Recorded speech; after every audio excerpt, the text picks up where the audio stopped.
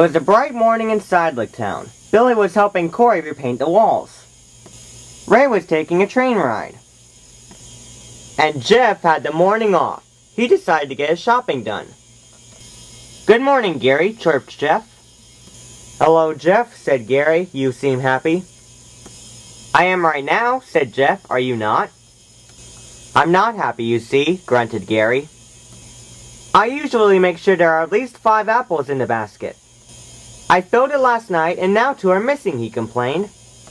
"No one came to my shop last night." "I'll bet it's Mike playing a trick," sighed Jeff. "Usually I do have some fun at night," began Mike. "But I was too busy working on my secret plan to build walls around the world and entrap everyone." "It's not a secret now, correct?" asked Jeff. Mike groaned. Crumbling crayons. Just then a thumping noise was heard. "Did you hear that?" asked Jeff. "Yes, but what makes that noise?" cried Gary. They soon found out. An orange dog ran past the store with a banana in its mouth. "That's it," accused Gary. "That's my crook." Others came out to see what the noise was.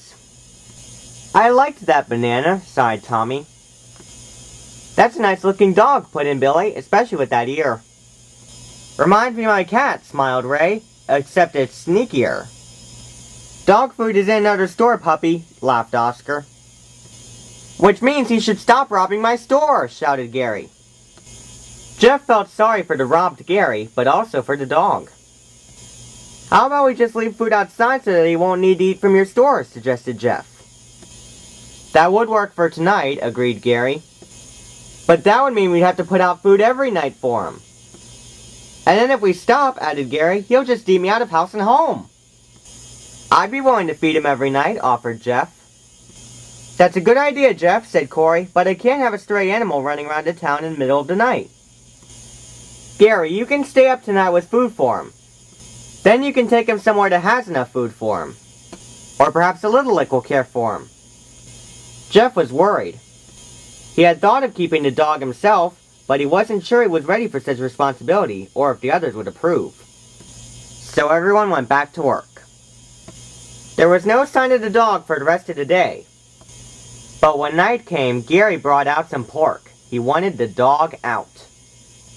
Jeff was up too, ready to see the dog once more before Gary took it away. He heard rustling and thumping. He knew the dog was coming this way. "Don't worry," he told himself. "That pooch will be home with plenty of care soon. Gary will know what to do." The dog ran out, running as fast as possible.